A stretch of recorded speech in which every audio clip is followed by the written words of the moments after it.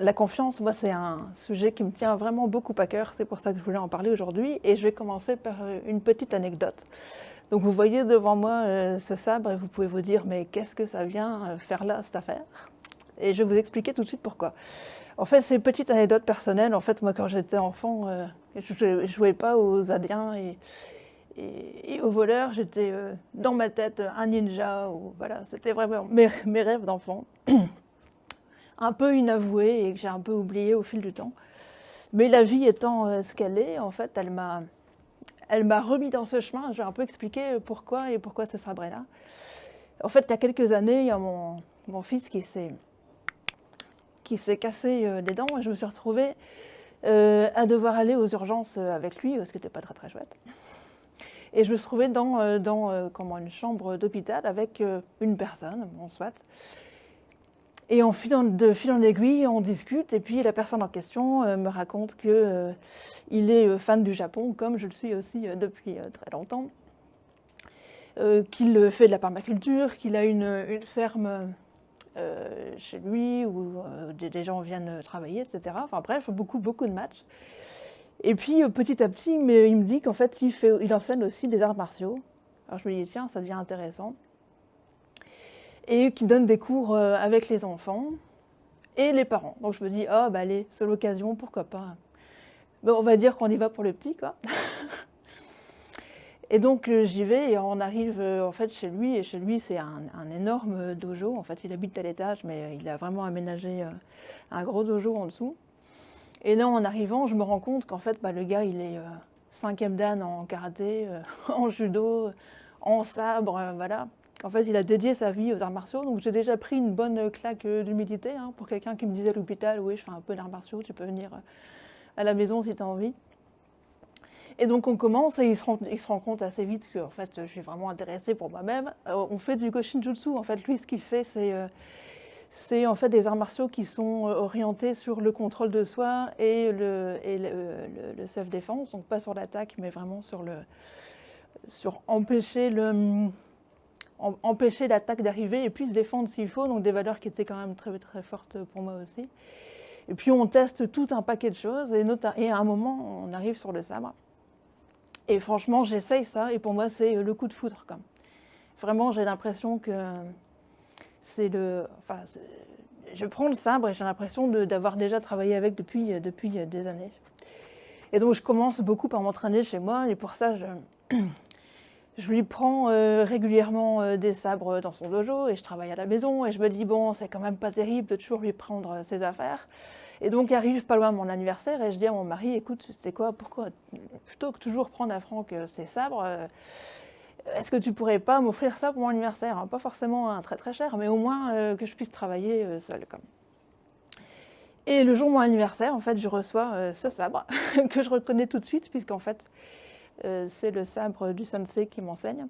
Et il m'appelle et il me dit, voilà Amandine, le sabre que tu viens de recevoir, c'est celui qui m'a accompagnée depuis rien, jusque mon 4e dan. C'est avec lui que j'ai gagné ma médaille d'argent. Il porte sur lui, alors je ne sais pas si vous le voyez, hein, mais il porte sur lui les marques de mon apprentissage. Et hop là, pardon. Et je souhaite qu'en fait, il t'accompagne aussi jusque ton plus haut niveau. Donc voilà, je sens que tu as vraiment beaucoup d'envie d'apprendre et j'ai confiance que tu peux y arriver. Donc voilà, je t'offre ce sabre en signe de reconnaissance pour ton implication. Deuxième énorme claque. Waouh, quoi. Quand je raconte cette histoire, en fait, ça m'émeut encore toujours, hein, même si c'était déjà il y a 2 ans.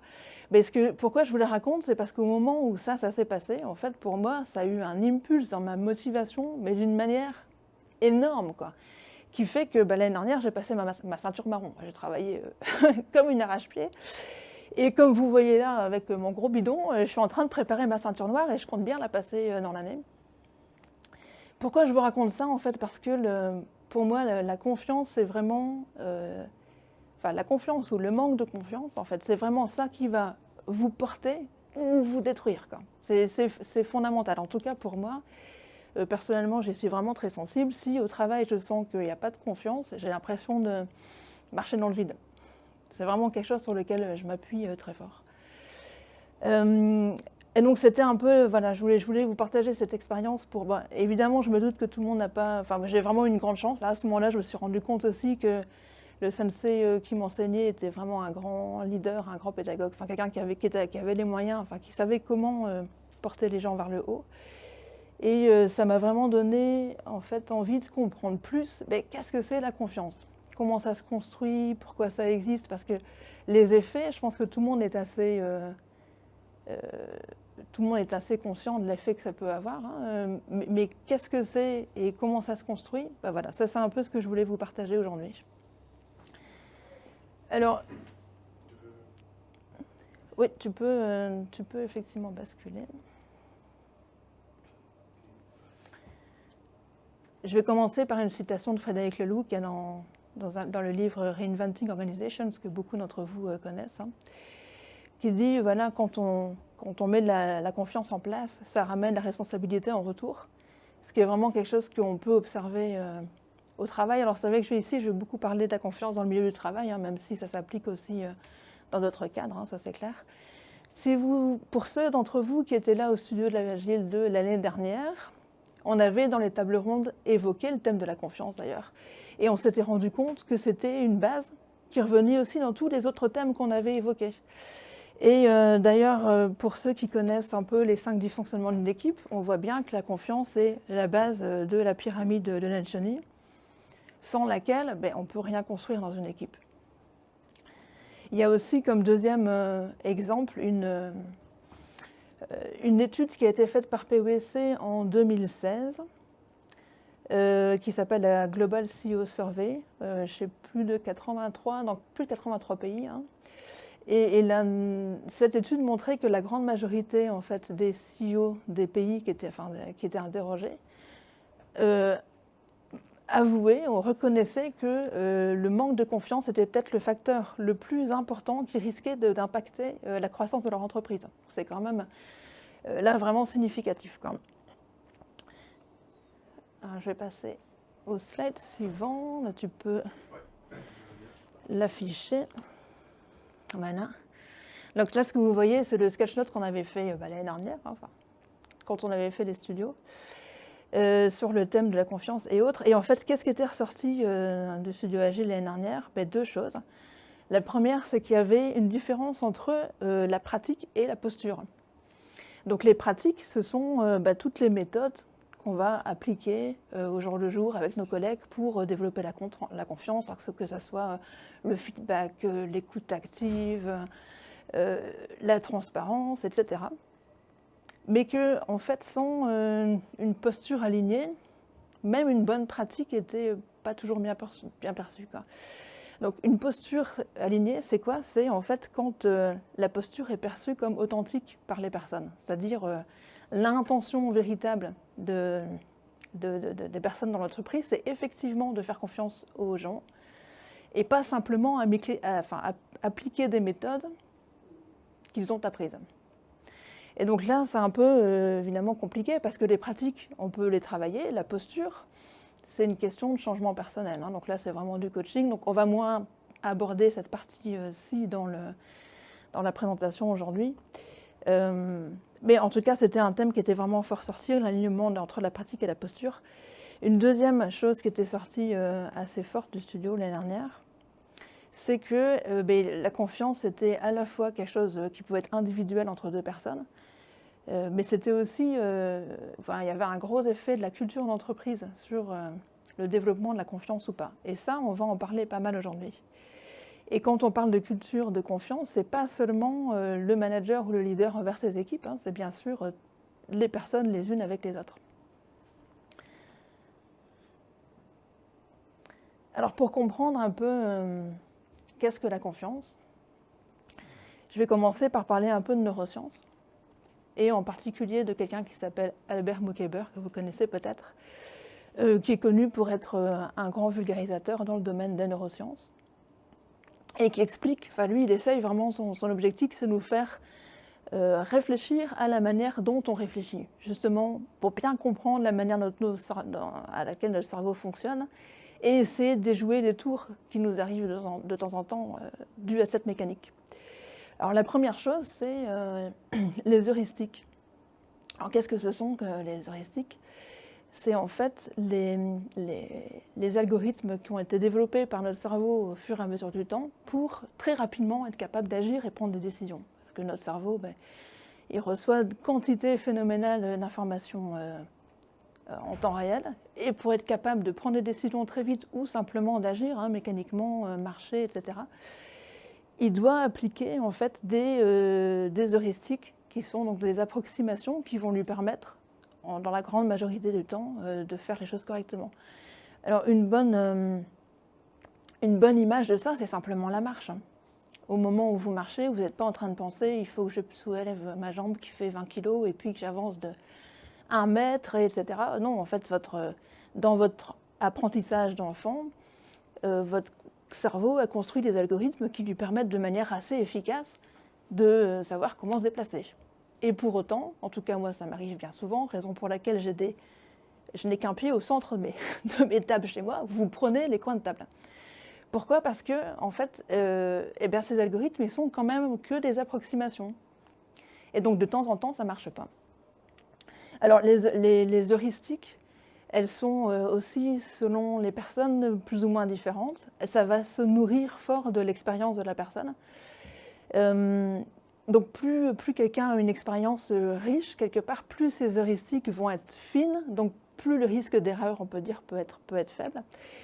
Et d'ailleurs, ça me rappelle un petit quote là, dans un livre qui s'appelle Shibumi, là, encore une fois une référence au Japon, où il y a le personnage principal qui est suivi par son maître de Go, et son maître de Go vient à décéder.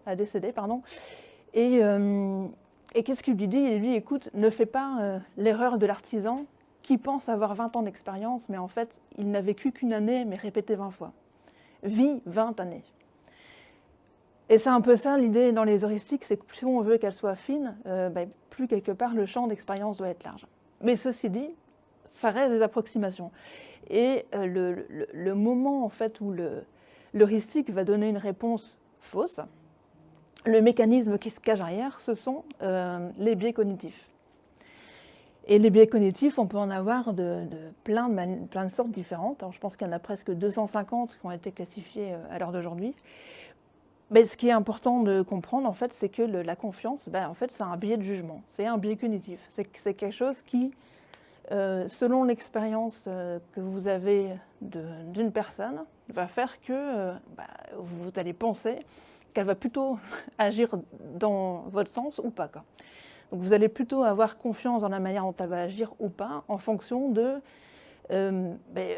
votre expérience de la personne, mais aussi de l'expérience que vous avez des personnes un peu similaires, quoi. C'est ce qui arrive aussi, d'ailleurs, c'est là que quand on parle des problèmes de racisme, les biais cognitifs sont souvent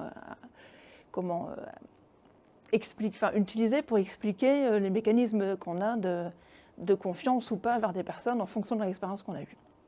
Bon, soit. Donc ça explique ce qu'est en fait la confiance. Donc on sait que c'est un biais cognitif. Alors c'est pas comment un biais cognitif, c'est pas quelque chose de bien ou de mauvais en soi, hein. C'est juste un fait. Mais ce n'est pas que ça. Et en fait, il y a un autre neuroscientifique, ou plutôt un neuroéconomiste. Alors j'ai appris avec tout ça que la neuroéconomie existait. Voilà, on peut mettre la neuroscience un peu partout. Et qui s'appelle Paul Zak. Et alors lui, en fait, il a travaillé sur autre chose. Enfin, il travaillait aussi sur la confiance, mais pas d'un point de vue cérébral, mais plutôt d'un point de vue physiologique. Lui s'est en fait rendu compte que lorsque on avait confiance en quelqu'un, on émettait une hormone qui s'appelle l'ocytocine. Et ce qu'il a surtout remarqué, en fait, c'est que si vous avez confiance en quelqu'un et que vous êtes en train de discuter avec cette personne, eh bien, la personne en face de vous, elle va aussi émettre de l'ocytocine. Donc, il a en fait détecté le principe de réciprocité dans la confiance. Alors d'ailleurs, petit clin d'œil à Christophe, on ne peut pas faire ça dans le métavers. Il faut être en face des gens, quoi, pour que ça marche. Fin de la parenthèse. Mais en fait, quand il a fait cette découverte, donc le professeur Zach, il s'est dit, oh, mais alors là, c'est intéressant parce que ça veut dire qu'il y a aussi un effet de contagion, en fait, derrière la confiance. Et donc, lui, s'est plutôt intéressé à l'effet de culture de confiance par rapport à Albert Mokayser, qui est vraiment plutôt sur l'individu même, quoi. Et il a vraiment changé, enfin, il a vraiment orienté tout son champ de réflexion et de travail sur comment développer la culture de confiance en entreprise. Et il a même d'ailleurs réussi à prouver mathématiquement qu'il y a une corrélation mathématique entre le niveau de croissance de l'entreprise et le niveau de confiance dans l'entreprise. Ce qui est quand même... tout ça est expliqué en fait dans un très chouette article qui a été publié dans l'Harvard Business Review en 2017. Dans lesquels il a fait un très gros article qui s'appelle « Des neurosciences de la confiance », où il explique cette relation mathématique, mais surtout, en fait, il va expliquer 8 thématiques qu'il faut développer en entreprise pour faire émerger la culture de la confiance. Et c'est ce que vous voyez sur le slide qui est là. Alors, ça paraît assez évident, en fait, hein, quand on voit les 8 thèmes. Et pourtant, quand on le fait au jour le jour, je vous assure que ce n'est pas toujours aussi simple à mettre en place. Donc, quels sont les 8 ? Le premier, c'est reconnaître les succès. C'est quelque chose qu'on dit très souvent, hein, mais quand on fait les choses bien, le fait de pouvoir rendre visible aux autres collègues qu'on a réussi à faire quelque chose qui a un impact positif pour l'entreprise, eh bien, ça monte notre niveau de confiance. Et le faire reconnaître par ses équipes, c'est mieux. Hein, on connaît tous le problème de « ouais, c'est nous qui avons fait, puis c'est le boss qui va prendre les lauriers ». Tout de suite, c'est l'effet un peu inverse. Donc, première chose, c'est reconnaissance des succès. Deuxième chose, pareil, hein, quelque chose qui est très connu, mais quand même toujours pas si simple à mettre en place, ce sont les objectifs atteignables. Donc, il faut fixer des objectifs aux personnes de façon à ce qu'elles soient challengées, mais en même temps, il faut que ça soit raisonnable et qu'on puisse atteindre l'objectif pour qu'on se sente récompensé. Le troisième, très important, c'est la transparence. Ça aussi, c'est quelque chose dont on parle beaucoup, mais qui est parfois pas toujours simple à mettre en place parce que toutes les informations ne sont pas forcément facilement divulgables ou simplement explicables. Mais la transparence à tous les étages de l'entreprise, c'est vraiment quelque chose de fondamental pour faire émerger la confiance. Le quatrième, c'est le développement personnel. Donc ça, c'est permettre en fait aux personnes dans ces équipes ou à ses collègues de développer leurs connaissances, que ce soit sur les soft skills ou sur leur hard skills. J'en parlerai un peu plus tard en fin de présentation. Mais une personne qui se sent développée complètement dans l'entreprise, eh bien, elle va avoir une confiance beaucoup plus forte. Le cinquième point, et alors ça on en a beaucoup parlé à l'époque du Covid, c'est favoriser les relations entre les personnes. Donc là on a bien vu l'effet inverse en fait, hein, le moment où les gens sont rentrés chez eux et qu'il y avait une coupure dans les relations, eh bien, il a fallu rétablir la confiance, ou en tout cas il a fallu créer la confiance autrement, et ça je vais en parler un petit peu plus tard après aussi. L'autodétermination, j'en parlerai un petit peu moins, là c'est un sujet un peu plus compliqué. L'autonomie, donc développer l'autonomie, alors pareil, ça paraît évident, mais Dieu que c'est compliqué à mettre en place en entreprise. Notamment quand on parle d'expérimentation et d'innovation, donc réussir à trouver des cadres suffisamment sécurisés pour que les personnes puissent tester de nouvelles choses sans risquer de dépenser trop de budget ou de créer des problématiques, c'est pas évident à mettre en place, mais pour autant, développer l'autonomie et la capacité d'innovation des personnes, c'est quelque chose qui va vraiment fort développer la confiance dans les équipes. Et puis, une toute dernière thématique qu'on voit vraiment émerger ces dernières années, c'est le concept de wellness, donc être tout ce que l'on est, donc c'est venir au travail avec tout ce qu'on est émotionnellement et physiquement. Donc ça, on a beaucoup connu dans le passé, voilà, quand on rentre en entreprise, on doit mettre son costume, on doit paraître comme le veut la culture de l'entreprise. C'est des choses maintenant qu'on remet vraiment en question. Et on voit que les gens s'épanouissent quand ils sont capables au travail en fait, de venir avec tout ce qu'ils sont et être capables d'être ouverts par rapport à ça aussi.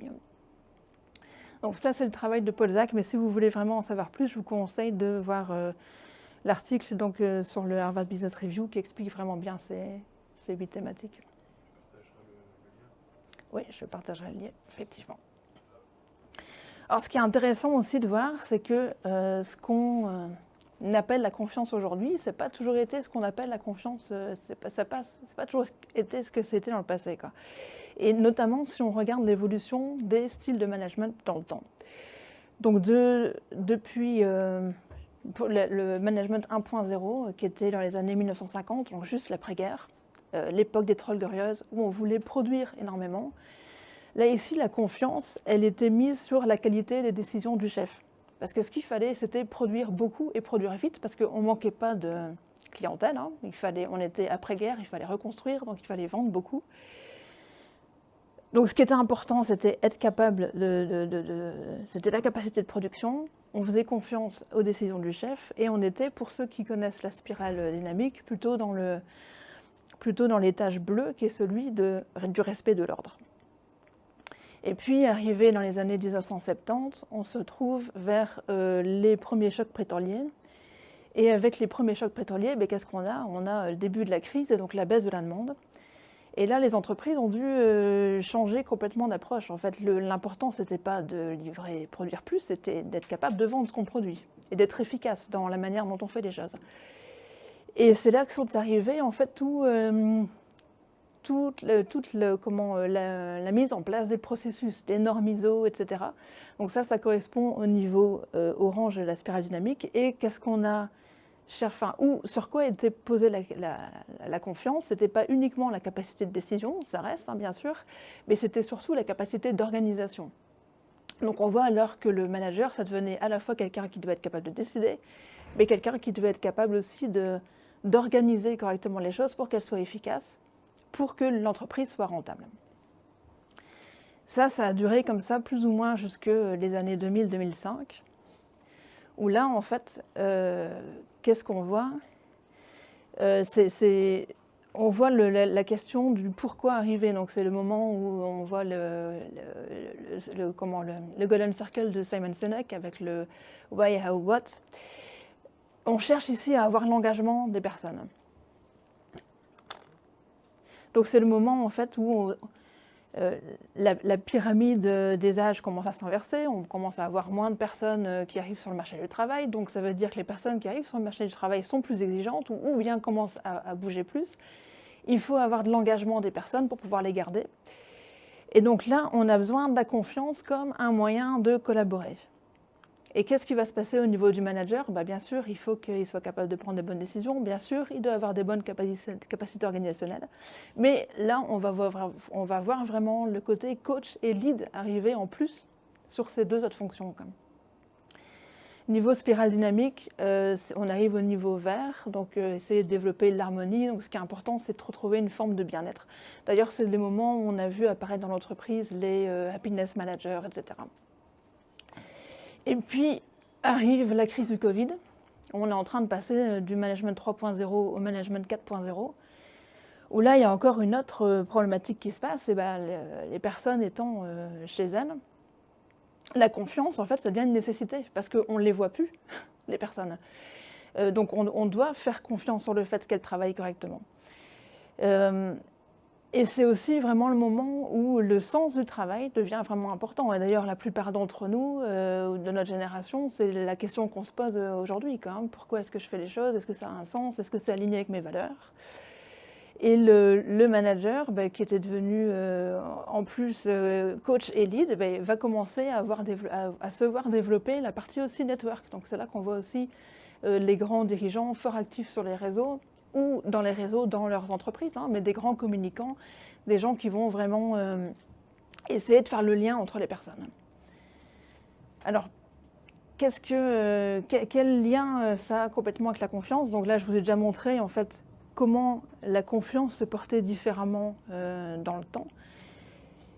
Et en fait, ça, on peut les relier, finalement, et c'est un peu le concept d'être tout ce qu'on est, dont on parlait tout à l'heure. aux 4 dimensions de l'être humain qui sont le corps, le cœur, le mental et la raison d'être. Et si vous regardez bien, en fait, eh bien, après-guerre, on était plutôt porté sur le corps, hein, donc l'aspect physique, les capacités de production, la force de travail, etc. Quand on est passé au management 2.0, on était plutôt sur le mental, hein, donc l'organisation, les processus, etc. Management 3.0, plutôt vers le cœur, hein, donc là, le bien-être, l'empathie, etc. Et maintenant, on arrive vraiment sur la raison d'être. Et alors, ces quatre dimensions de l'être humain, en fait, ce sont 4 sources de confiance. Et aujourd'hui, dans le monde du travail, on essaye, en fait, de porter de la confiance sur ces 4 axes, quelque part. Hein. Et chaque personne, ben, comme on est tous différents, on va avoir plutôt tendance à porter notre confiance plutôt sur un aspect que sur un autre. D'ailleurs, c'est pour ça que je vous ai mis une petite vignette du modèle DISC. Donc il y a plein de modèles qui existent pour essayer de comprendre comment l'être humain fonctionne. Donc, ça reste toujours des modèles, donc c'est pas la vérité en soi, mais ça permet de comprendre, ça permet d'avoir une approche pour comprendre comment les gens fonctionnent. Et ce qu'on voit en fait dans le modèle DISC, qui est intéressant, c'est que les 4 couleurs en fait se portent fort sur les 4 aspects de l'être humain, quoi. Donc il y a le côté tâche extraverti qui est plutôt corps, le côté extraverti et personne qui est plutôt raison d'être, la partie personne introvertie qui est plutôt cœur et la partie tâche introvertie qui est plutôt mentale. Et donc quand on sait qu'en fait on a dans nos équipes des personnes qui sont de sensibilités différentes, eh bien, on sait aussi que la manière dont on va les approcher ou ce sur quoi ils portent leur confiance va être différent, quoi. Donc c'est là qu'effectivement on peut avoir des responsables d'entreprise pour qui l'organisation et la direction c'est plus important, alors que pour d'autres personnes ça va plutôt être le sens qu'ils mettent au travail, ou pour d'autres ça va être plutôt la manière dont ils se sentent avec leurs collègues. Mais ça montre aussi toute la complexité qu'il y a dans le développement de la culture de la confiance en entreprise, parce que ça doit vraiment embrasser ces 4 dimensions. Je me tourne vers mon timekeeper pour voir combien de temps j'ai encore. Oh, une demi-heure, mais j'arrive déjà quasiment au bout. Je voulais finir par des petits tips and tricks. Alors, juste pour avoir des petites références comme ça par rapport aux 8 domaines à développer. Pour les objectifs atteignables, bon, ça je pense que tout le monde connaît maintenant SMART, hein, donc spécifique. Donc on sait que chaque objectif doit être spécifique, measurable, achievable, realistic et time-boxed. D'ailleurs, je fais un petit clin d'œil à ceux dans l'auditoire qui sont mon équipe et qui savent à quel point je suis casse-pied pour qu'ils écrivent eux-mêmes leurs objectifs. Parce que c'est quand on réfléchit soi-même à la manière dont on définit les objectifs, qu'on est d'abord plus engagé dans la manière plus engagé dans leur réalisation, et aussi qu'on se pose la question de comment on peut réellement faire que ça soit atteignable. Au niveau développement personnel, bien sûr, il y a plein de techniques, mais ici, alors, Norman me montre OKR, que je ne connais pas. Objective and Key Result. Objective and Key Result. Notre façon de faire du SMART. Ah oui, ok, merci. Ben voilà, je pourrais rajouter ça dans le slide. Alors, ce que j'aimais bien, c'est l'anagramme iGrow, qui montre bien, enfin iGrow plutôt, qui montre bien ce que ça veut dire. En fait, ce qu'on va essayer, c'est une méthode en fait pour avec ça peut être avec son équipe, mais pas que, bien sûr. Voir comment la personne veut se développer. Et donc iGrow, ça veut dire, c'est l'abréviation de Issue, Goal, Reality, Option, Will. Alors ça veut dire quel est ton problème quelque part. Quel est en fait l'objectif que tu veux atteindre? C'est quoi la réalité d'aujourd'hui par rapport au problème que tu as et l'objectif que tu veux atteindre? Quelles sont les options que tu peux mettre en place et qu'est-ce que tu vas faire finalement? Donc ça, c'est une méthode en fait pour vraiment aider les personnes à sortir de le problème que j'ai maintenant à un plan d'action qui va aller dans le sens de l'objectif qu'ils veulent atteindre. Et c'est assez... c'est une bonne méthode, que ce soit pour résoudre des problèmes au jour le jour ou que ce soit simplement pour réfléchir au plan de développement personnel des collaborateurs. Et puis un troisième tips qui s'appelle IDESC au carré. Donc là, c'est plutôt dans le dialogue ouvert. Donc ça, c'est quoi? C'est quand on a une problématique avec quelqu'un, hein, on sait quand même qu'en entreprise, ça arrive souvent, on n'a pas toujours les mêmes points de vue. C'est une manière pour trouver une solution pour sortir de la problématique sans être dans le conflit. Donc IDESC, ça veut dire quoi? I pour intention positive, de décrire. Donc l'intention positive, c'est moi, avant de démarrer ma discussion avec la personne, je vais me mettre dans une intention positive. Hein, on parlait de posture au tout démarrage. Décrire, donc c'est déjà décrire clairement, rationnellement le problème. Exprimer ce que ça signifie, trouver des solutions. Décrire les conséquences des solutions et puis finalement avoir un contrat entre les deux personnes qui dit bah oui voilà ok alors si je fais ça, ça va amener à ça et est-ce qu'on est d'accord tous les deux. Voilà, c'était juste trois petits tips comme ça pour que vous pouvez utiliser au quotidien. Mais avec ça en fait j'arrive déjà au bout de ma présentation. Et d'ailleurs ça me fait penser que j'ai loupé en fait le lien que je vais faire avec l'écologie. Bravo. J'avais pourtant dit qu'il fallait être attentif.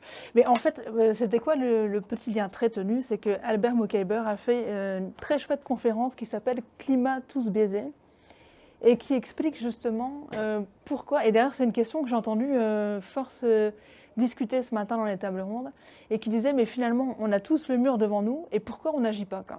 Donc il y avait cette réflexion sur quand on est une grande communauté, finalement on compte plus sur les autres pour réagir plutôt que soi-même. Alors quand on est un petit groupe, on est plus face à ses propres actes et donc on va réagir plus vite. Et il en parle pas mal là-dedans, donc si ça vous intéresse, en fait, c'est vraiment une très très chouette conférence où il explique en fait comment notre justement cerveau réagit, enfin les mécanismes qui se mettent en place face à des problématiques comme ça qui sont a priori gigantesques mais lointaines et où il y a beaucoup d'acteurs impliqués.